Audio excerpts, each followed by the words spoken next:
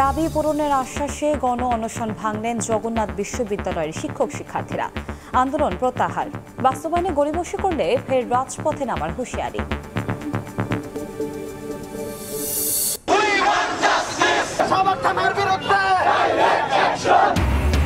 সাম্য হত্যার বিচার ও নিরাপদ ক্যাম্পাসের দাবিতে ঢাকা বিশ্ববিদ্যালয়ের শিক্ষার্থীদের বিক্ষোভ। শাহবাগ থানা ঘেরাও, খুনে জড়িত সবাইকে ৪৮ ঘণ্টায় গ্রেফতারের আলটিমেটাম। আওয়ামী লীগের কার্যক্রম নিষিদ্ধের সিদ্ধান্ত মানতে পারছে না কুশীলবরা। অভিযোগ এনসিপির কোনো অজুহাতে নির্বাচন বিলম্বিত হতে পারে না বলছেন বিএনপি নেতারা।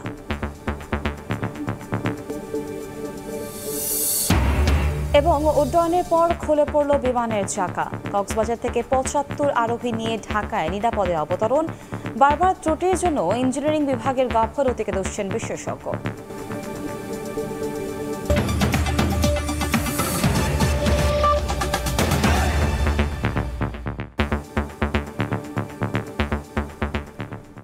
প্রবাসী সময়ের সঙ্গে আছি আমি কনক আজাদ। আবাসিক সংকটের সমাধান সহ ৩ দাবি মেনে নেওয়ার আশ্বাসে অনশন ভেঙে কর্মসূচি প্রত্যাহার করেছেন জগন্নাথ বিশ্ববিদ্যালয়ের শিক্ষক শিক্ষার্থীরা। শুক্রবার রাতে রাজধানীর কাকরাইলে এসে দাবি মেনে নেওয়ার কথা জানান ইউজিসি চেয়ারম্যান। সরকারের সিদ্ধান্তকে স্বাগত জানিয়েছে শিক্ষক সমিতি, তবে দাবি বাস্তবায়নে গড়িমসি করা হলে আবারও রাজপথে নামার হুঁশিয়ারি দেন আন্দোলনকারীরা। আবাসন নিশ্চিত না হলে ৭০% শিক্ষার্থীদের ভাতা, বাজেট বৃদ্ধি ও দ্বিতীয় ক্যাম্পাস বাস্তবায়ন, এই ৩ দাবিতে গেল ৩ দিন রাজপথে নির্ঘুম সময় কাটে জগন্নাথ বিশ্ববিদ্যালয়ের শিক্ষক শিক্ষার্থীদের। প্রথমে প্রধান উপদেষ্টার বাসভবনের সামনে, পরে কাকরাইল মোড়ে চলে অবস্থান কর্মসূচি ও গণ অনশন। আন্দোলনকারীদের এক দফা লাঠিপেটা করে পুলিশ, তথ্য উপদেষ্টার শরীরে বোতল ছুড়ে মারার ঘটনাও ঘটে। অবশেষ শুক্রবার জগন্নাথ বিশ্ববিদ্যালয়ের প্রতিনিধিদের সঙ্গে দ্বিতীয় দফা বৈঠকে ৩ দফা দাবি মেনে নেওয়ার সিদ্ধান্ত জানায় বিশ্ববিদ্যালয় মঞ্জুরি কমিশন ইউজিসি। এরপর রাত ৮টার দিকে শিক্ষার্থীদের অনশন ভাঙান বিশ্ববিদ্যালয়ের উপাচার্য ও ইউজিসি চেয়ারম্যান। সরকারের পক্ষ থেকে বিশ্ববিদ্যালয়ের পরিচালন বাজেট বৃদ্ধির সিদ্ধান্ত নেওয়া হয়েছে। বাজেট বৃদ্ধি করার মাধ্যমে শিক্ষার্থীদের প্রথম দাবির বিষয়ে সিদ্ধান্ত নেওয়া হয়েছে। আমাদের শিক্ষার্থীদের প্রয়োজন বিবেচনা করে খুব দ্রুত অস্থায়ী হল নির্মাণের কাজ শুরু করা হবে মর্মে সিদ্ধান্ত নেওয়া হয়েছে। দ্বিতীয় ক্যাম্পাসের কাজ অগ্রাধিকার ভিত্তিতে অতি দ্রুত বাস্তবায়নের প্রক্রিয়া ইতোমধ্যে শুরু হয়ে গিয়েছে। আমি আপনাদের প্রতিশ্রুতি দিচ্ছি, আমরা একসাথে কাজ করব। আপনারা যখন মনে করেন ইউনিভার্সিটি গ্রান্টস কমিশন আপনাদের কমিশন, আপনারা আসবেন, আমরা একসাথে বসে আলোচনা করে সব সিদ্ধান্ত গ্রহণ করব। সবকিছু রেসপন্সিবিলিটি ইউনিভার্সিটি গ্রান্টস কমিশনের তরফ থেকে আমি এবং আমার সম্মানীয় সদস্য গ্রহণ করছি। পরে শিক্ষার্থীদের সঙ্গে আলোচনা করে দাবি মানার আশ্বাসে সন্তোষ জানিয়ে কর্মসূচি প্রত্যাহারের ঘোষণা দেন শিক্ষক সমিতির সাধারণ সম্পাদক। তবে দাবি বাস্তবায়নে গড়িমসি করা হলে আবারও রাজপথে নামার হুঁশিয়ারি দেন। দাবি বাস্তবায়িত হয়েছে, পূর্ণ হয়েছে। তো আপনারা যারা কষ্ট করে আজকের প্রোগ্রাম করেছেন, আপনাদের সকলকে আমি আবারও ধন্যবাদ জানাচ্ছি এবং আমাদের চলমান আজকের এই আন্দোলনের পরিসমাপ্তি ঘোষণা করছি। দাবি মেনে নেওয়ার আশ্বাসে খুশি শিক্ষার্থীরাও, তবে দ্রুত পদক্ষেপ দেখতে চান তারা। আমরা আপাতত আশ্বস্ত আছি, কিন্তু যদি না করে তাহলে আমরা আবার ফের আন্দোলনের ডাক দেবো ইনশাল্লাহ। প্রজ্ঞাপনটা যদি লিখিতভাবে দেওয়া হতো তাহলে আমরা আরো বেশি খুশি হতাম। ওনারা অবশ্যই আমাদের সাথে আছে, ওনারা অবশ্যই আমাদের সাথে থাকবে, এই বিশ্বাসটা আমরা করি। আন্দোলন শেষে এখন ক্লাসরুমে ফেরার অপেক্ষায় শিক্ষক শিক্ষার্থীরা। শফিকুজ্জামান রুবেল, সময় সংবাদ, ঢাকা। ঢাকা বিশ্ববিদ্যালয়ের ছাত্র শাহরিয়ার আলম সাম্য হত্যার বিচার ও নিরাপদ ক্যাম্পাসের দাবিতে ক্যাম্পাসে বিক্ষোভ করেছেন সাধারণ শিক্ষার্থীরা। পরে শাহবাগ থানা ঘেরাও করেন তারা। খুনে জড়িত সবাইকে ৪৮ ঘণ্টার মধ্যে গ্রেফতার করা না হলে রোববার থেকে ফের রাজপথে নামার ঘোষণা দেন আন্দোলনকারীরা।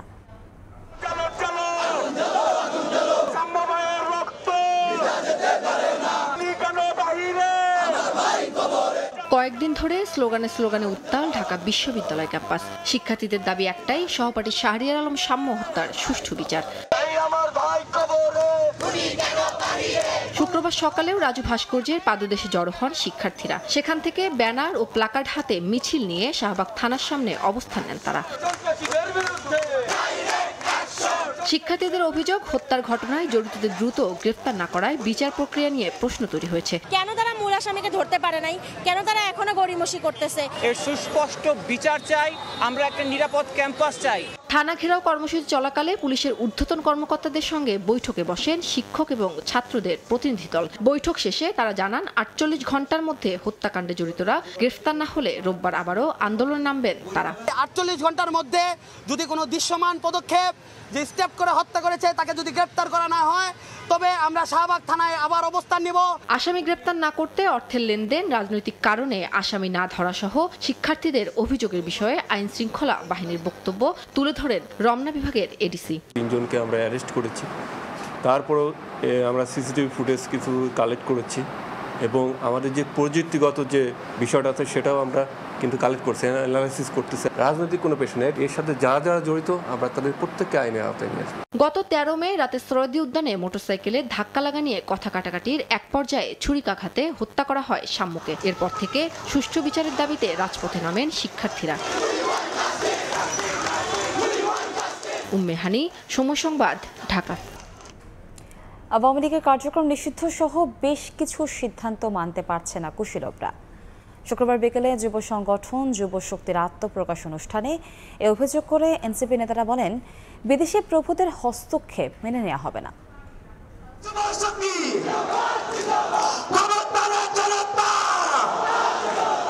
দলীয় আধিপত্য বিস্তার, সহিংসতা ও চাঁদাবাজির বাইরে গিয়ে ভিন্নধর্মী যুব সংগঠন তৈরির লক্ষ্যে আত্মপ্রকাশ ঘটল জাতীয় নাগরিক পার্টির যুব সংগঠন জাতীয় যুব শক্তির।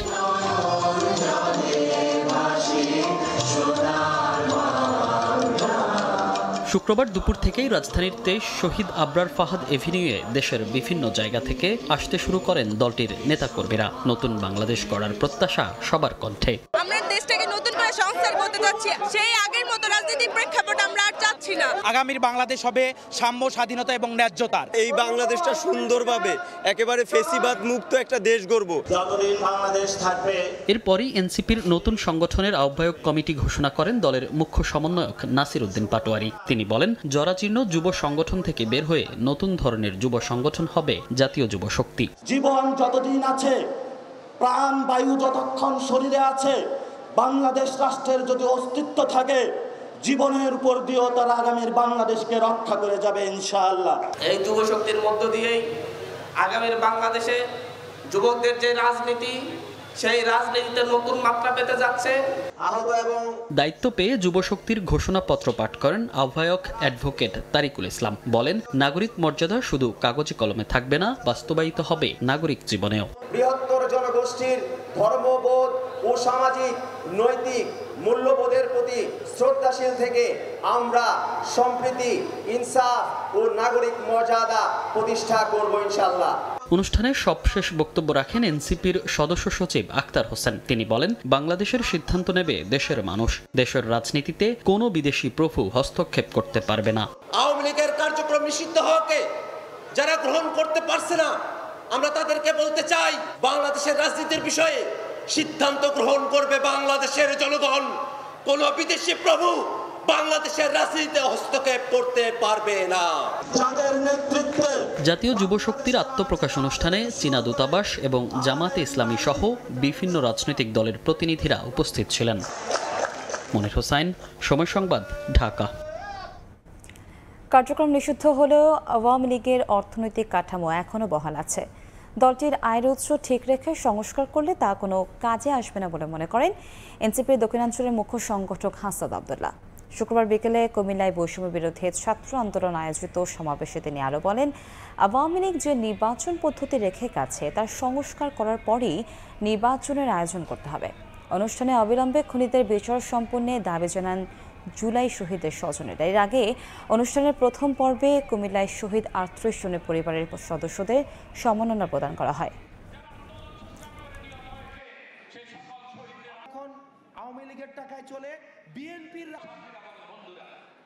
আওয়ামী লীগকে আমরা কার্যক্রম নিষিদ্ধ করতে পেরেছি, কিন্তু আওয়ামী লীগকে যারা ডোনার, আওয়ামী লীগের যে ফাইন্যান্স, আওয়ামী লীগের যে অর্থ ব্যবস্থা, সেই অর্থ ব্যবস্থা কিন্তু এখনো পর্যন্ত ইনট্যাক্ট। আওয়ামী লীগের রাজনীতিও এখন আওয়ামী লীগের টাকায় চলে, বিএনপির রাজনীতিও এখন আওয়ামী লীগের টাকায় চলে। এই আওয়ামী লীগের অর্থনৈতিক কাঠামোকে আপনি ইনট্যাক্ট রেখে আপনি কখনোই সংস্কার কার্যক্রম এবং নির্বাচন কার্যক্রম আপনি যথাযথভাবে ঠিক করতে পারবেন না। আওয়ামী লীগ নিষিদ্ধ করায় দেশের মানুষ স্বস্তির নিঃশ্বাস ফেলেছে মন্তব্য করে প্রধান উপদেষ্টার প্রেস সচিব শফিকুল আলম বলেছেন, দ্রুত সময়ের মধ্যে দলটির বিচার করা হবে। শুক্রবার বিকেলে মাগুরা প্রেস ক্লাবে সাংবাদিকদের সঙ্গে মতবিনিময় সভায় তিনি কথা বলেন। আওয়ামী লীগের বিষয়ে তো আমরা সুস্পষ্ট বলেছি, আপনারা দেখেছেন তো ইন্টারন্যাশনাল রিয়াকশন, কেউ কিন্তু এই বিষয়ে তেমন কোনো রিয়াকশন করেনি। পুরো বাংলাদেশের মানুষ এতে আসলে স্বস্তির একটা নিঃশ্বাস ফেলেছে। আমরা মনে করি যে এটা একটা পুরো মানুষের যেই চাওয়াটা ছিল সেই চাওয়াটারই একটা রিফ্লেকশন হয়েছে। বিচার তার নিজস্ব আইনের গতিতে চলবে। অবশ্যই আমরা এটাকে তাড়াতাড়ি করতে চাই, বাট অবশ্যই এতে যাতে অবিচার না হয়, আমরা যাতে এটা ন্যায় বিচারটা এনশিওর করতে পারি সেটার জন্য। বিএনপির স্থায়ী কমিটির সদস্য নজরুল ইসলাম খান বলেছেন, কারো গোছানোর জন্য জনগণের ভোটাধিকার বিলম্বিত হতে পারে না। ঐকমত্যের মাধ্যমে জুন জুলাইয়ের মধ্যে সনদ তৈরি করতে পারলে ডিসেম্বরে নির্বাচন সম্ভব। শুক্রবার সকালে জাতীয় প্রেস ক্লাবে এক আলোচনা সভায় তিনি এসব কথা বলেন।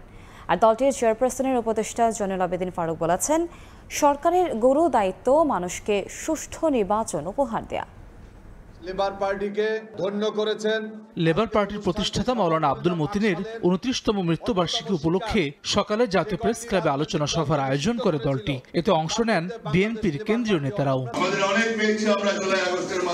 সভায় নির্বাচন আয়োজন ও অন্তর্বর্তী সরকারের দায়িত্বের প্রসঙ্গ তুলে বক্তব্য দেন বিএনপি নেতারা। দলটির চেয়ারপারসনের উপদেষ্টা জয়নুল আবেদিন ফারুক বলেন, সরকারের গুরু দায়িত্ব এদেশের মানুষের কাছে সুষ্ঠু নির্বাচন উপহার দেওয়া। এছাড়া করিডোর নিয়ে অন্তর্বর্তী নয়, সিদ্ধান্ত নেবে নির্বাচিত সরকার। কি পররাষ্ট্র সচিবের চাকরি চলে যায়, কি করিডোর, কি মানবিক করিডোর, কি টেকনাফে যেতে দেন না, আর এগুলো নিয়ে নির্বাচিত সরকারকে দায়িত্ব দেন, তারা ঠিক করবে। আপনার এসব দায়িত্ব না, আপনার দায়িত্ব নির্বাচন। গণতান্ত্রিক অধিকার প্রতিষ্ঠায় মানুষ জীবন দিয়েছে উল্লেখ করে বিএনপির স্থায়ী কমিটির সদস্য নজরুল ইসলাম খান বলেন, যারা কথা রাখবে না তাদের পরিবর্তনের ক্ষমতা গণতান্ত্রিক প্রক্রিয়ার মধ্যে আছে। এছাড়া কারো গোছানোর জন্য জনগণের ভোটাধিকার বিলম্বিত হতে পারে না বলেও মন্তব্য করেন তিনি। যেসব প্রস্তাব সবাই আমরা একমত, সেটা একত্র করে একটা সনদ তৈরি করে আমরা সবাই সেখানে স্বাক্ষর করলাম। এই কাজটা যদি জুন মাসের মধ্যেই সম্ভব হয়, এমনকি যদি জুলাই মাসের মধ্যেও সম্ভব হয়, তাহলে ডিসেম্বরের মধ্যে নির্বাচন করতে বাধাটা কোথায়? কারো গোছানোর জন্য সময় দরকার, কারো বন্ধু জোগাড়ের জন্য কিছু সময় দরকার। সেই জন্য জনগণের ভোট দেওয়ার যে মৌলিক মানবাধিকার, এটা বিলম্বিত হবে। লেবার পার্টির চেয়ারম্যান মুস্তাফিজুর রহমান ইরানের সভাপতিত্বে সভায় ফ্যাসিবাদ বিরোধী আন্দোলনের মতো সব রাজনৈতিক দলকে ঐক্যবদ্ধ থাকার আহ্বান জানান বক্তারা। ফ্যাসিবাদ বিরোধী সমস্ত রাজনৈতিক দলের ঠিকানা এক। হাসান ওয়ালি, সময় সংবাদ, ঢাকা।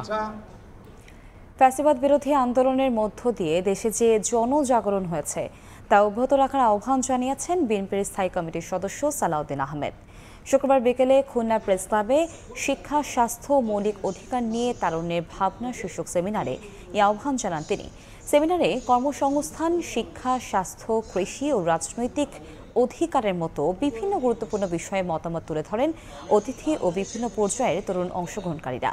ছাত্রদল, যুবদল ও স্বেচ্ছাসেবক দলের 2 দিন ব্যাপী কর্মসূচির অংশ হিসেবে শনিবার সার্কিট হাউস ময়দানে অনুষ্ঠিত হবে তারুণ্যের রাজনৈতিক অধিকার প্রতিষ্ঠার সমাবেশ। রাষ্ট্র কাঠামো সংস্কারের জন্য যে সমস্ত দফা একটি বিশেষ সেন্ট্রালাইজড অথরিটারিয়ান গভর্নমেন্টের সৃষ্টি হয়েছিল অবৈধভাবে শেখ হাসিনার সময়। যাই হোক, সেই রকম পরিস্থিতি থেকে মুক্তির জন্য আমাদেরকে শত সহস্র জীবন দিতে হয়েছে। সেই রকম পরিস্থিতি থেকে এই জাতিকে মুক্ত করার জন্য শহীদের যে রক্ত, তার রক্তের যে প্রত্যাশা এবং আকাঙ্ক্ষা, সেটাকে ঊর্ধ্বে তুলে ধরে ফ্যাসিবাদ বিরোধী জাতীয় ঐক্যকে শক্তিতে রূপান্তরিত করে সবার আগে বাংলাদেশ, এই নীতি আমাদের প্রতিষ্ঠা করতে হবে। যার অগোচরে মানুষ প্রশংসা করে সেই ভালো ও শ্রেষ্ঠ বলে মন্তব্য করেছেন জামায়াতের আমির ডক্টর শফিকুর রহমান। রাজধানীর বেইলি রোডে এক স্মরণ সভায় এই কথা বলেন তিনি। আল্লাহ তাআলার নিয়ামতের নাশুকরি কিংবা বিদ্রোহ যারা করবে, আল্লাহ তাদের ব্যাপারে অত্যন্ত কঠোর। সে মানুষটাই ভালো মানুষ, শ্রেষ্ঠ মানুষ, যার আড়ালে আবদালে মানুষ তার ভালো কাজের কথা স্মরণ করে শ্রদ্ধার সাথে এবং তার জন্য অন্তরের ভিতর থেকে অন্তঃস্থল থেকে দোয়া করে। প্রবাসের সময় আরো থাকছে।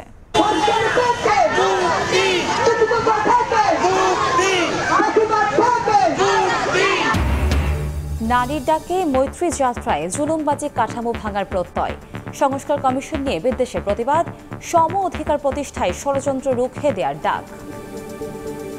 একমাত্র আরএফএল গ্লাস পাইপ নিশ্চিত করে প্রতি ইঞ্চিতে সঠিক থিকনেস ও সঠিক মাপ। পাইপের বস, না কিনলে লস। উড্ডয়নের পর খুলে পড়ল উড়োজাহাজের চাকা। কক্সবাজার বিমানবন্দর থেকে ঢাকাগামী বাংলাদেশ বিমানের একটি ফ্লাইটের চাকা খুলে পড়েছে। তবে পাইলটের বিচক্ষণতায় ৭৫ আরোহীর বিমানটি হযরত শাহজালাল আন্তর্জাতিক বিমানবন্দরে নিরাপদে অবতরণ করে। এই ঘটনায় তদন্ত কমিটি গঠন করে দোষীদের বিরুদ্ধে ব্যবস্থা নেওয়া হবে বলে জানিয়েছে কক্সবাজার বিমানবন্দর কর্তৃপক্ষ।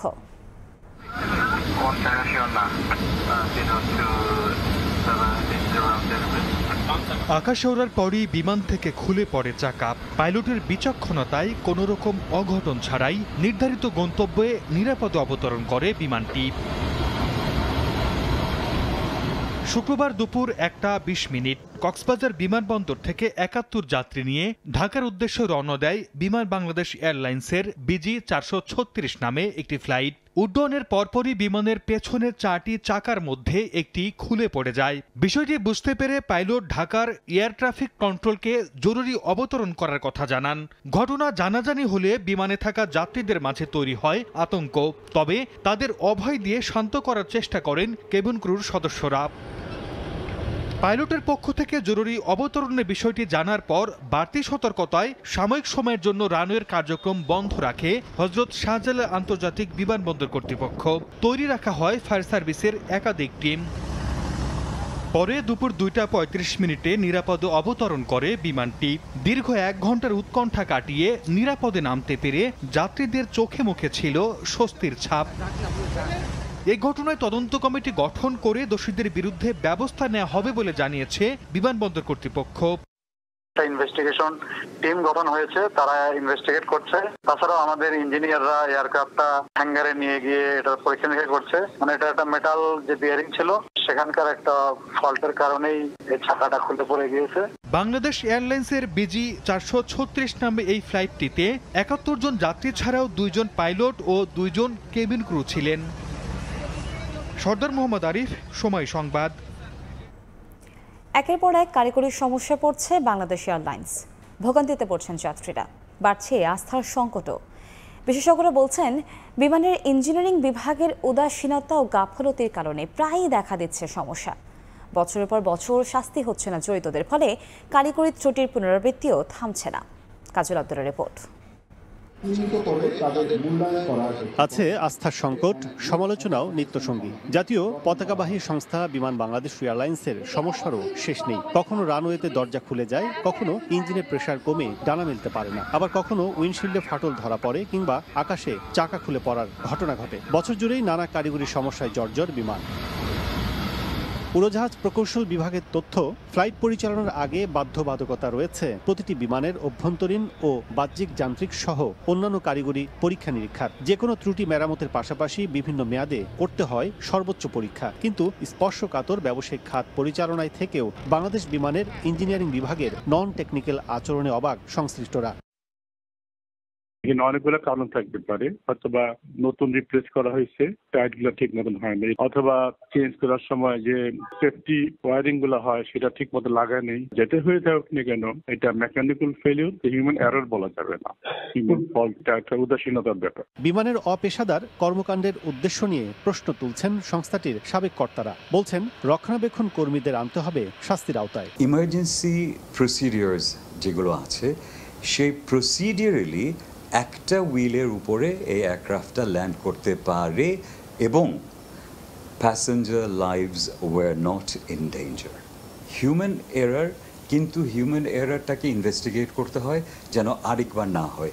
এখানটাতে ভীষণ ডিলিজেন্টলি এটাকে ইনভেস্টিগেট করতে হবে। মেইনটেনেন্সের জন্য হয়ে থাকে তাহলে যারা এটার জন্য রেসপন্সিবল তাদেরকে অ্যাকাউন্টেবল রাখতে হবে। বিশ্ব এভিয়েশন খাতে অর্ধশত বছর পার করছে বাংলাদেশ বিমান। এ খাতে ব্যবসায়িক পরিবেশ নিশ্চিত করে এগিয়ে যাওয়ার পরামর্শ অংশীজনদের। কাজল আব্দুল্লাহ, সময় সংবাদ, ঢাকা। যশোর, রাজশাহী ও নীলফামারীতে বিমানবন্দর উড্ডয়নের নামে 227 কোটি টাকা আত্মসাতে প্রমাণ পেয়েছে দুদক। এ ঘটনায় সাবেক প্রধানমন্ত্রী শেখ হাসিনা, সাবেক বিমানমন্ত্রী মাহবুব আলী সহ 5 জনকে আসামি করে আগামী সপ্তাহে মামলা করবে সংস্থাটি। গণ অভ্যুত্থানের মুখে দেশ ছেড়ে পালানো ক্ষমতাচ্যুত প্রধানমন্ত্রী শেখ হাসিনার বিরুদ্ধে এবার বিমানবন্দরের অবকাঠামো উন্নয়নের নামে লুটপাটের অভিযোগ উঠেছে। দুদকের অনুসন্ধানে উঠে এসেছে 2022 সালে যশোর, সৈয়দপুর ও রাজশাহীর বিমানবন্দরের রানওয়ে উন্নয়ন প্রকল্পের জন্য 545 কোটি 79 লাখ টাকার দরপত্র অনুমোদন করা হয়। কিন্তু খোঁড়া অজুহাতে দরপত্র বাতিল করে দ্বিতীয় দফায় 2023 সালে শেখ হাসিনার নেতৃত্বে সরকারি ক্রয় সংক্রান্ত মন্ত্রিসভা কমিটি 772 কোটি 74 লাখ টাকার অনুমোদন দেয়। দুদকের দাবি, লুটপাট করতেই আগের দরপত্রের কার্যাদেশের ভিত্তিতে কাজ না করে নতুন শিডিউলে প্রায় 227 কোটি টাকার বেশি মূল্য নির্ধারণ করে দরপত্রের অনুমোদন করানো হয়। এ ঘটনায় সাবেক প্রধানমন্ত্রী শেখ হাসিনা, সাবেক বিমানমন্ত্রী মাহবুব আলী, সচিব মোকাম্মেল সহ 5 জনকে আসামি করে মামলা করতে যাচ্ছে দুদক। আমাদের 4টা অনুসন্ধান চলে আসছে। একটা হচ্ছে র্যাডার, একটা থার্ড টার্মিনাল, একটা কক্সবাজার বিমানবন্দর আর একটা সিলেট। বিশেষজ্ঞরা বলছেন শেখ হাসিনার মদদেই আমলারা দুর্নীতিতে জড়িয়েছেন। শেখ হাসিনার আমলে তাদের প্রচ্ছন্ন সহযোগিতা যদি না পেত তোরা দুর্নীতি করে কি করে। গেল জানুয়ারিতে 3টি আন্তর্জাতিক বিমানবন্দরের উন্নয়ন প্রকল্পের প্রায় 900 কোটি টাকা আত্মসাতের অভিযোগে শেখ হাসিনার সাবেক সামরিক উপদেষ্টা তারেক সিদ্দিকী সহ 19 জনকে আসামি করে 4টি মামলা করে দুদক। তাসলিম তৌহিদ, সময় সংবাদ, ঢাকা। নারী সংস্কার কমিশনের সুপারিশ নিয়ে কুসংস্কার সৃষ্টিকারীদের বিরুদ্ধে ব্যবস্থা নেওয়ার জোর দাবি জানিয়েছেন বিভিন্ন নারী সংগঠনের কর্মীরা। শুক্রবার বিকেলে মানিক মিয়া এভিনিউয়ে নারী ডাকে মৈত্রী যাত্রা কর্মসূচির আয়োজন করা হয়। এ লাঠি প্রতীকী হলেও তা নারী শক্তির জানান দিচ্ছে। শুক্রবার বিকেলে রাজধানীর মানিক মিয়া এভিনিউতে সমতার দাবিতে নারীর ডাকে মৈত্রী যাত্রার ব্যানারে করা হয় এ আয়োজন। সেখানে পাহাড় থেকে সমতল সব শ্রেণী পেশার মানুষ কাঁধে কাঁধ মিলিয়ে অংশ নেন। নাচ, গান আর কবিতার ভাষায় ন্যায্য অধিকারের কথা স্মরণ করিয়ে দেন অংশগ্রহণকারীদের। স্লোগানেও ছিল নানা প্রতিবাদী সুর। ঘোষণাপত্রে নারী বিষয়ক সংস্কার কমিশনের সুপারিশ নিয়ে বিদ্বেষপূর্ণ মন্তব্যের প্রতিবাদ জানানো হয়। সম অধিকার প্রতিষ্ঠায় বাধা সৃষ্টিতে একটি পক্ষ অধিকারকে ধর্মের বিপরীতে দাঁড় করানোর চেষ্টা চালাচ্ছে বলেও অভিযোগ করা হয়।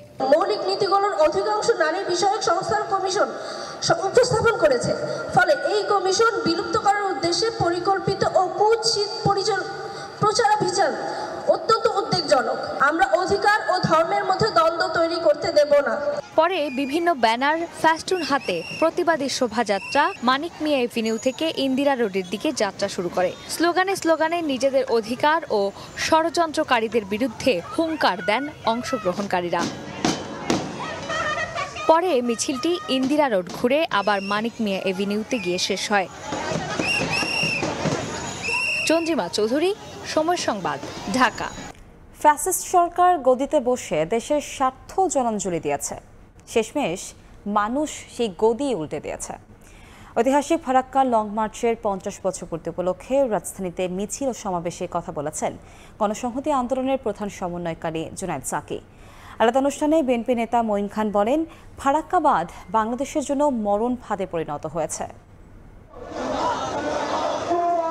পানির ন্যায্য হিস্সা আদায়ের স্লোগান আর বর্ণিল ব্যানার হাতে রাজপথে গণসংহতি আন্দোলন। ঐতিহাসিক ফারাক্কা লং মার্চের 50 বছর পূর্তি উপলক্ষে মিছিল করে দলটি। মিছিলটি জাতীয় প্রেস ক্লাব থেকে শুরু হয়ে মৎস্য ভবনে শেষ হয়। এর আগে সমাবেশে দলটির প্রধান সমন্বয়কারী জুনায়েদ সাকি বলেন, ফ্যাসিস্ট সরকার গদিতে বসে দেশের স্বার্থ জলাঞ্জলি দিয়েছে। শেষমেশ মানুষ সেই গদি উল্টে দিয়েছে। দাসত্বের যুগ শেষ হয়েছে।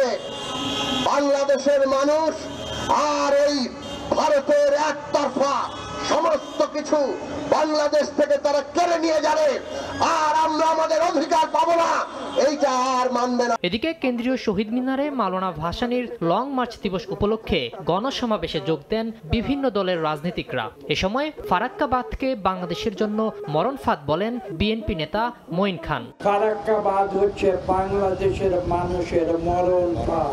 শহীদ প্রেসিডেন্ট জিয়াউর রহমান কিন্তু এই ফারাক্কা বাঁধের সমস্যা 1976 সালে জাতিসংঘে নিয়ে করে দেয়। আমাদের সরকারের মাধ্যমে জাতিসংঘে নিয়ে যেতে হবে, কেননা এই মরণ ফাঁদ কিন্তু বাংলাদেশের 18 কোটি মানুষের জীবন মরণের প্রশ্ন হয়ে থাকে। পানির ন্যায্য হিস্সা আদায়ে সরকারকে উদ্যোগী হওয়ার আহ্বান জানান বক্তারা।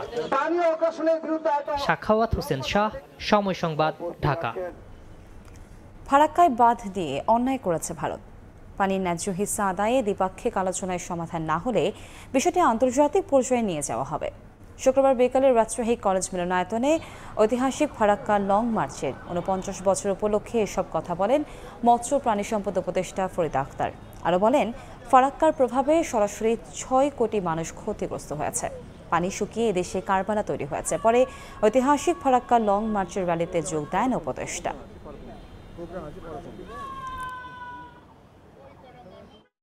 ফারাক্কার বাঁধ দিয়ে যে পানি বন্ধ করে রেখে ভারত এতদিন অন্যায় করেছে, আমরা এটা তো প্রতিবাদ করেছি। ফারাক্কা এদেশে কারবালা তৈরি করেছে, কাজে এই অন্যায়ের বিচার চাই আমরা, এবং আমাদের ন্যায্য হিসেবে আমরা চাই। ভারতের সাথে তো আমরা চুক্তি আবার করছি, সাইন করব, এবং দরকার হলে যদি আমরা ঠিকমতো না পাই, আমরা এটা আন্তর্জাতিকভাবে এটা নিয়ে যাব।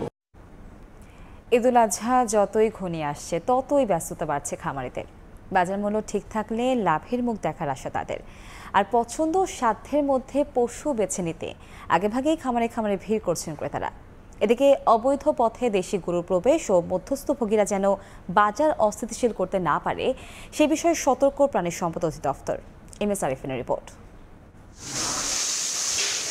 কোরবানির ঈদের বেশ কয়েকদিন বাকি থাকলেও আগেভাগেই পছন্দের গরু বেছে নিতে রাজধানীর লালমাটিয়া থেকে কেরানীগঞ্জের একটি খামারে এসেছেন মোহাম্মদ রফিক। কোরবানির হাটের ঝক্কি এড়াতে খামার থেকেই গরু কেনার সিদ্ধান্ত নিয়েছেন তিনি। আজকে এখানে কিনতে আসছি, যদি আমার হয়ে যায় তাহলে আমি ফিরে গেলাম, আমি টেনশন মুক্ত।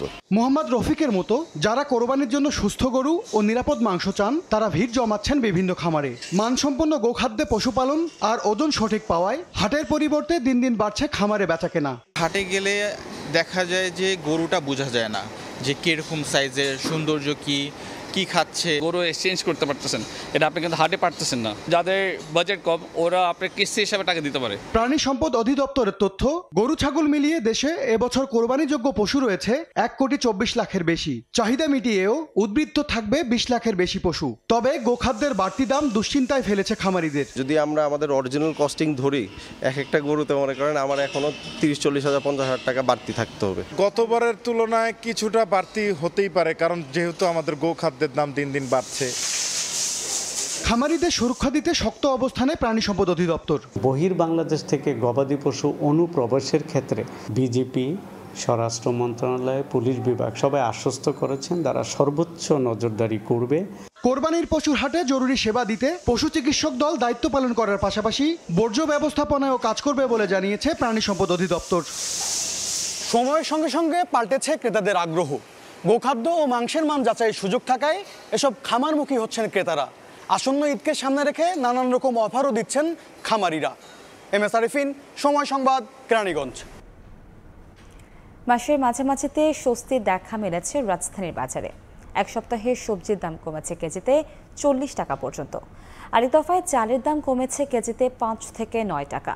বাজারে পণ্যের সরবরাহ বৃদ্ধির সুফল মিলছে বলে জানান বিক্রেতারা। সাপ্তাহিক ছুটির দিনে সবজিতে ভরপুর রাজধানীর কারওয়ান বাজার। বিক্রেতারা জানান শুধু সরবরাহই বাড়েনি, সপ্তাহ ব্যবধানে কেজিতে 20 থেকে 40 টাকা কমেছে দামও। বেশিরভাগই মিলছে 30 থেকে 60 টাকা কেজিতে, যা নিয়ে সন্তুষ্ট ক্রেতারা। মোটামুটি স্বস্তির মধ্যেই আছে, সবকিছুর দাম মোটামুটি হাতের লাগালেই আছে। এভাবে যদি থাকে যে সাধারণ জনগণ আর যারা আছে তারা কিনতে পারবে। ভেন্ডি, পটল এগুলো হলো আপনার 40 থেকে 45 টাকা কেজি, আপনার হলো বরবটি 50 থেকে 60 টাকা কেজি। যা কিনলাম সব সীমিত দামের মধ্যেই আছে আর কি। এদিকে আরেক দফায় কেজিতে 5 থেকে 9 টাকা কমেছে চালের দাম। মানভেদে প্রতি কেজি মিনিকেট বিক্রি হচ্ছে 65 থেকে 75 টাকায়। ব্রি 28-এর দাম পড়ছে 55 থেকে 58 টাকা। 76 থেকে 80 টাকায় মিলছে প্রতি কেজি নাজির শাইল। বাজারে সরবরাহ বৃদ্ধির সুফল মিলছে বলে জানান বিক্রেতারা। নতুন চালের দাম কম, পুরান চালের দাম বেশি। এখন নতুন চাল, নতুন সিজন, ওই হিসেবে দামটা কমবেই, হয়তো আরো কমতে পারে সামনে। চাল সবজি কিনে মুরগির বাজারে গিয়েও স্বস্তির দেখা পাচ্ছেন ক্রেতারা। সপ্তাহ ব্যবধানে কেজিতে 10 টাকা কমে 160-এ বিক্রি হচ্ছে ব্রয়লার। অপরিবর্তিত রয়েছে সোনালী, লেয়ার ও দেশি মুরগির দাম। মোটামুটি সব মুরগি আপনার সীমিত রেটে আছে, কোরবানির আগ পর্যন্ত এমন রেট থাকবে। বাজারে ভোজ্য তেল, চিনি, ডাল, আটা, ময়দা সহ সব ধরনের মুদি পণ্যের দাম স্থিতিশীল রয়েছে বলে জানান খুচরা বিক্রেতারা। অন্তরা সেন, সময় সংবাদ, ঢাকা। ভারত পাকিস্তান যুদ্ধবিরতির মেয়াদ রোববার পর্যন্ত বাড়ানো হয়েছে। শান্তি প্রতিষ্ঠায় নয়াদিল্লির সঙ্গে আলোচনার প্রস্তাব দিয়েছেন শাহবাজ শরীফ। পাকিস্তানের সঙ্গে সন্ত্রাসবাদ ব্যতীত অন্য কোনো বিষয়ে আলোচনা হবে না বলে সাফ জানিয়েছেন ভারতের পররাষ্ট্রমন্ত্রী এস জয়শঙ্কর। ভারত পাকিস্তান সংঘাত বন্ধ হলেও আতঙ্ক কমছে না কাশ্মীর সীমান্তে। যুদ্ধ কোনো সমাধান নয় দাবি করে শত্রুতা ভুলে শান্তির পথ বেছে নিতে দুই দেশের নেতাদের প্রতি আহ্বান জানাচ্ছেন সাধারণ মানুষেরা। সাম্প্রতিক সংঘাতে ভারতের 6টি যুদ্ধবিমান ভূপাতিত করেছে পাকিস্তানের সেনাবাহিনী বলে নতুন করে দাবি করেছেন প্রধানমন্ত্রী শাহবাজ শরীফ। যদিও আলোচনায় বসার প্রস্তাব দিয়ে শাহবাজ শরীফ বলেছেন শান্তি প্রতিষ্ঠায় তার দেশ নয়াদিল্লির সঙ্গে কথা বলতে প্রস্তুত। পাকিস্তানের প্রধানমন্ত্রীর আলোচনার প্রস্তাবে ভারতের পররাষ্ট্রমন্ত্রী এস জয়শঙ্কর বলেছেন ইসলামাবাদের সঙ্গে সন্ত্রাসবাদ ব্যতীত অন্য কোনো বিষয়ে আলোচনা হবে না। পাকিস্তানের সঙ্গে সিন্ধু পানি চুক্তি স্থগিতই থাকবে বলেও জানান তিনি। বলেন ইসলামাবাদ সীমান্ত সন্ত্রাসবাদে মদদ দেওয়া বন্ধ না করা পর্যন্ত এ অবস্থার কোনো পরিবর্তন হবে না। পাকিস্তানের সঙ্গে আলোচনার বিষয়ে আমাদের প্রধানমন্ত্রী সাফ জানিয়ে দিয়েছেন শুধুমাত্র সন্ত্রাসবাদ নিয়েই তাদের সঙ্গে কথা হতে পারে। তাদের হাতে সন্ত্রাসীদের তালিকা আছে যাদেরকে হস্তান্তর করা দরকার। সব সন্ত্রাসী অবকাঠামো বন্ধ করতে হবে। সন্ত্রাসবাদ মোকাবিলায় আমরা তাদের সঙ্গে আলোচনা করতে প্রস্তুত। এর আগে সিন্ধু পানি চুক্তি ভঙ্গ না করার বিষয়ে ভারতকে সতর্ক করেন পাকিস্তানের প্রধানমন্ত্রী। বলেন 1960 সালে যে পানি চুক্তি হয়েছিল সেটি ভাঙ্গার কথা যেন চিন্তাও না করে নয়াদিল্লি। রাহানুল রানা, সময় সংবাদ। রোহিঙ্গাদের আটকের পর তোলা হয় বিমানে, তারপর জাহাজে নিয়ে হাত পা ও চোখ বেঁধে ফেলা হয়। মিয়ানমার সীমান্তে পৌঁছে লাইফ জ্যাকেট পরিয়ে তাদের ফেলে দেওয়া হয় সমুদ্রে। ভারতীয় নৌবাহিনীর বিরুদ্ধে গুরুতর এই অভিযোগ তুলেছে জাতিসংঘ। এ ঘটনায় প্রিয়জনকে ফিরে পেতে ভারতের সুপ্রিম কোর্টের দ্বারস্থ হয়েছে ভুক্তভোগীদের পরিবার। সম্প্রতি নয়াদিল্লিতে আটক হন নারী, শিশু, বৃদ্ধ সহ বেশ কয়েকজন রোহিঙ্গা। 8 মে তাদের বিমানে তুলে নেয়ার পর জাহাজে তোলা হয়। পরে মিয়ানমারের সামুদ্রিক সীমানার কাছে তাদেরকে লাইফ জ্যাকেট পরিয়ে পানিতে ফেলে দেয় ভারতীয় নৌবাহিনী। ওই শরণার্থীরা বর্তমানে কোথায় আছেন তা স্পষ্ট নয়। রোহিঙ্গা শরণার্থীদের সমুদ্রে ফেলে দেওয়ার এই অভিযোগ এনেছে জাতিসংঘের মানবাধিকার সংস্থা। আটক হওয়ার পরপরই ওই রোহিঙ্গা শরণার্থীদের সঙ্গে যোগাযোগ বিচ্ছিন্ন হয়ে যায় পরিবারের। এই ঘটনায় প্রিয়জনদের ফেরত চেয়ে ভারতের সর্বোচ্চ আদালতের দ্বারস্থ হয়েছেন স্বজনরা। আমার ভাই আমাকে বলেছে তাদের সবাইকে লাইফ জ্যাকেট দেওয়া হয়েছিল এবং হাত পা ও চোখের বাঁধন খুলে দেওয়ার পর তাদের পানিতে ফেলে দেওয়া হয়। তারা প্রায় 30 মিনিট সাঁতার কেটে নিজেদের প্রাণ বাঁচায়। এরপর এক জেলে তাদের উদ্ধার করে একটি দ্বীপে নিয়ে যায়। আমার ভাই সেই জেলের ফোন দিয়ে আমাকে ফোন করেছিলেন।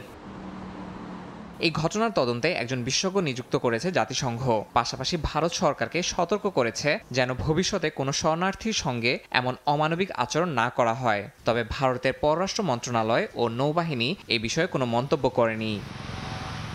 ইয়াসিন মোহাম্মদ জিসান, সময় সংবাদ। আগামী কয়েক মাসে 1 থেকে 1.5 লাখ শ্রমিক নিতে পারে মালয়েশিয়া। এক্ষেত্রে বাংলাদেশকে প্রাধান্য দেবে বলে জানিয়েছেন প্রবাসী কল্যাণ ও বৈদেশিক কর্মসংস্থান উপদেষ্টা আসিফ নজরুল।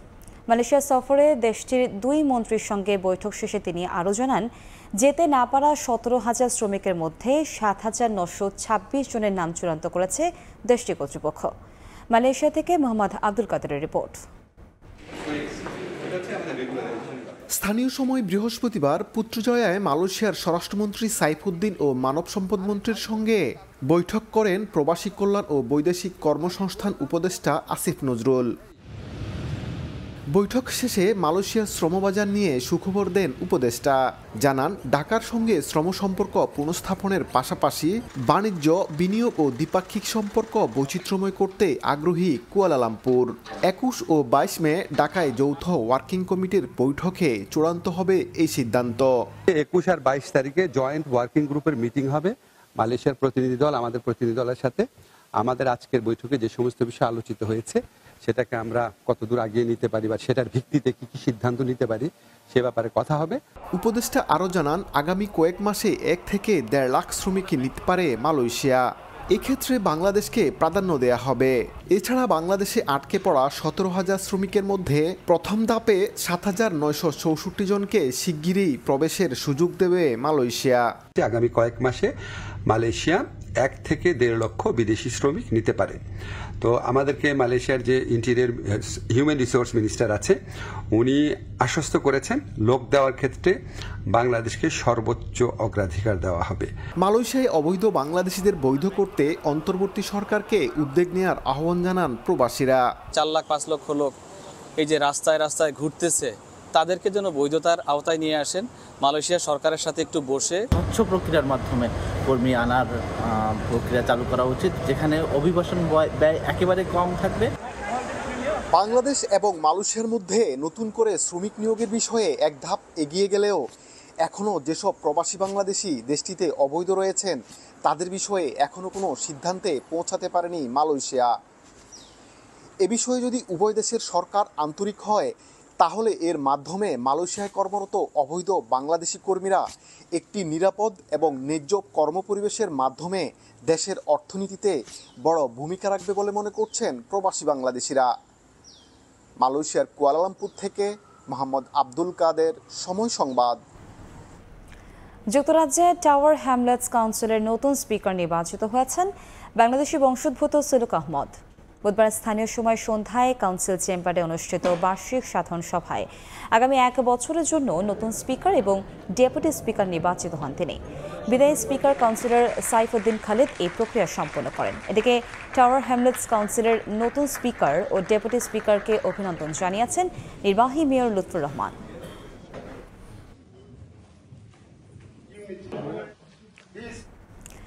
ব্রিটিশ রাজা তৃতীয় চার্লস কর্তৃক সম্মাননা সূচক অ্যাওয়ার্ডের তালিকায় স্থান পেয়েছেন একমাত্র বাংলাদেশি বংশোদ্ভূত উদ্যোক্তা ও ব্যবসায়ী বশির আহমেদ।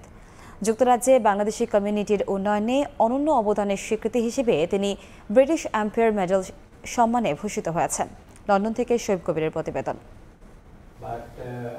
দীর্ঘদিন ধরে ইউরোপ ও যুক্তরাজ্যের বাংলাদেশি কমিউনিটির অর্থনৈতিক ও সামাজিক অগ্রগতিতে গুরুত্বপূর্ণ ভূমিকা রেখে চলেছেন বশির আহমেদ। বাংলাদেশ ও যুক্তরাজ্যের বাণিজ্যিক সম্পর্ক উন্নয়নে সরকারি বেসরকারি পর্যায়েও আছে তার অবদান। যুক্তরাজ্যে বাংলাদেশি কমিউনিটির উন্নয়নে অসামান্য অবদানের স্বীকৃতি হিসেবে এবার ব্রিটিশ এম্পায়ার মেডেল সম্মানে ভূষিত হয়েছেন বশির আহমেদ। রেসপন্সিবিলিটি অনেক বেড়ে গেছে, আমাকে আরও কাজ করতে হবে কমিউনিটির জন্য, এবং এটা খুবই একটা দায়িত্বশীল পদ বিএম। দিন দিন বাংলাদেশিদের সংখ্যা এই পদের জন্য একটু কম হয়ে যাচ্ছে, যেটার জন্য আমি একটু উদ্বিগ্ন। এবং আমরা যদি এখন থেকে আরও সমাজের জন্য, কমিউনিটির জন্য, বিজনেস কমিউনিটির জন্য, সোশ্যাল ওয়েলফেয়ারের জন্য এবং ফিলান্থ্রপিক্যাল কাজ করে থাকি, আমি মনে করি আমরা আরও ব্রিটিশ বাংলাদেশি দিন দিন আরও বেশি করে এই অ্যাওয়ার্ডের ভূষিত হবেন। বাংলাদেশি কমিউনিটির বিশিষ্ট ব্যক্তিরা বশির আহমেদকে অভিনন্দন জানিয়েছেন। আইটি সেক্টরের নতুন প্রজন্মকে এগিয়ে নিয়ে আসার জন্য ওনার যে ইন্টেলেকচুয়াল কন্ট্রিবিউশনস, ওনার যে বিভিন্ন রিসার্চমূলক কন্ট্রিবিউশনগুলো আমরা দেখেছি, সেজন্য আমরা হাইকমিশনের পক্ষ থেকে আন্তরিক ধন্যবাদ জানাই বশির আহমেদ পিএমকে। এই অ্যাচিভমেন্ট আমাদের ভবিষ্যৎ প্রজন্মকে এনকারেজ করবে এবং মোটিভেট করবে ভালো কাজ করার জন্য। আমি মনে করি মিস্টার বশির আহমেদের শুধু এটা অ্যাচিভমেন্ট না, এটা আমাদের ব্রিটিশ বাংলাদেশি কমিউনিটির অ্যাচিভমেন্ট। এই বছর 10 বিদেশি বংশোদ্ভূত যুক্তরাজ্যের নাগরিককে ব্রিটিশ এম্পায়ার মেডেল সম্মানে ভূষিত করা হয়েছে। তাদের মধ্যে একমাত্র প্রবাসী বাংলাদেশি হিসেবে আছেন বশির আহমেদ। শোয়েব কবির, সময় সংবাদ, লন্ডন। এ ছিল প্রবাসী সময়, সঙ্গে থাকুন সময়ের।